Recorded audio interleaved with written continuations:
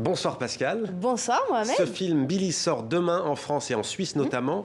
Comment a été réalisé ce documentaire? Alors le documentaire est basé sur des archives filmées et audio surtout inédites. Il retrace la vie de l'une des plus grandes chanteuses de jazz. Il nous replonge dans l'Amérique des années 30, 40, 50. À l'époque, vous le savez, ce sont les lois ségrégationnistes qui sont en vigueur. Le Ku Klux Klan tue tous les jours dans le Sud et ces massacres inspirent à Billie Holiday une chanson qui va devenir une des chansons phares de la contestation antiraciste. Cette chanson s'appelle Strange Fruits, donc les fruits étranges, qui est une image poétique macabre bien sûr de ces corps noirs pendus. Je vous propose d'écouter un extrait. Cette chanson évidemment a fait scandale parce que Billie Holiday ne se privait jamais de la chanter, même dans les clubs de blancs qui étaient venus là pour s'amuser. Écoutez. Un véritable cabinet de curiosités. Dans son atelier, Roméo Mifcanin collecte, empile, transforme. Ah. Alors... Petit souci, mais c'est pas grave, on va avancer dans cette chronique Pascal avec les injustices faites aux Africains qui sont, elles, au centre de l'œuvre d'un artiste béninois et non des moindres, Roméo Mifcanin. Oui, alors il est arrivé à 17 ans, à l'âge de 17 ans en France, et c'est de l'arrière-petit-fils du dernier roi de Dahomey, qui est le nom, vous le savez, historique du Bénin. Alors à travers ses arts, ses toiles, ses sculptures, ses installations, eh bien, il revisite l'histoire de sa famille, de son peuple et de son pays. Je vous propose de découvrir le sujet de Mylène Girardot. Un véritable cabinet de curiosités. Dans son atelier, Roméo Mifcanin collecte, empile, transforme. Tout ici raconte un peu de lui et des autres. L'artiste arrive à 17 ans en France pour apprendre l'ébénisterie, puis l'architecture au fin fond des Pyrénées. Un choc culturel pour le jeune béninois, seul noir de l'internat. Il se souvient de sa surprise en découvrant des animaux empaillés dans les salons de ses camarades. En Afrique, on tue un animal par nécessité pour le manger. Et voilà, au fait, quelque part, des gens qui tuaient juste pour le plaisir. Et à ce moment-là, je me suis dit, tiens, c'est curieux. Voilà des gens qui me traitent de sauvage, mais quand même, qui avaient un comportement... Enfin, c'était très particulier. Et elles ont vocation à être intégrées dans des œuvres? Oui, oui, oui. À créer, au fait, un cabinet de curiosité. Le regard de l'Africain sur l'Européen, comme un écho au regard du colon blanc sur l'homme noir.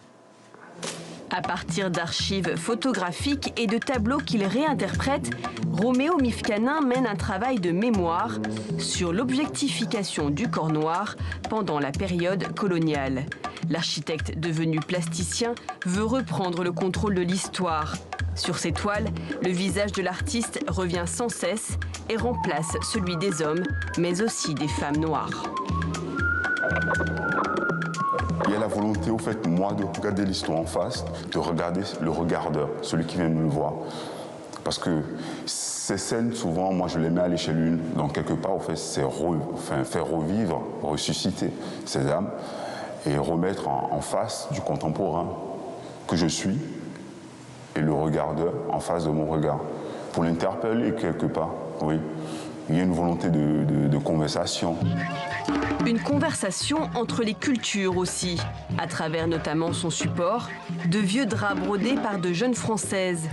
Il les trempe dans des élixirs vaudous, les enterre dans des lieux empreints de l'histoire coloniale, avant de les coudre entre eux pour en faire des toiles.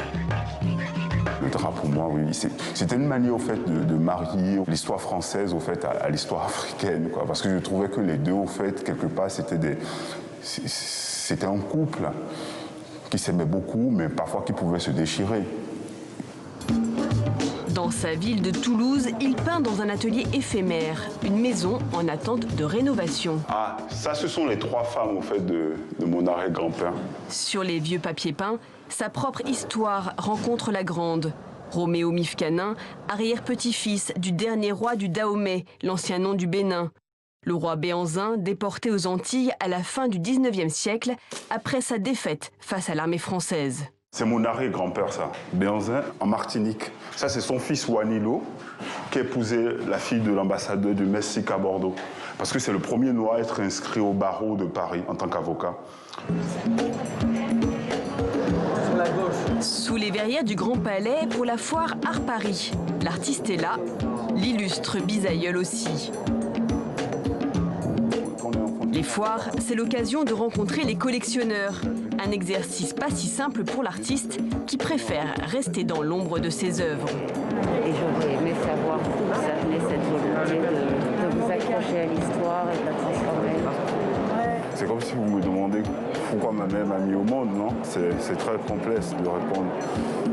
Le galeriste parisien Éric Dupont, qui expose son travail, est surtout marqué par la résonance de ses toiles avec l'actualité. C'est un travail dans lequel je trouve qu'il y a une grande justesse et ça parle de notre époque, ça parle en fin de compte de ce qui se trame aujourd'hui dans la société. Pour Roméo Mifcanin, ce travail de mémoire est surtout nécessaire pour nourrir le débat et enfin pouvoir tous passer à autre chose. Merci Pascal pour cette chronique. Merci. Et à demain, À même demain. endroit, même heure.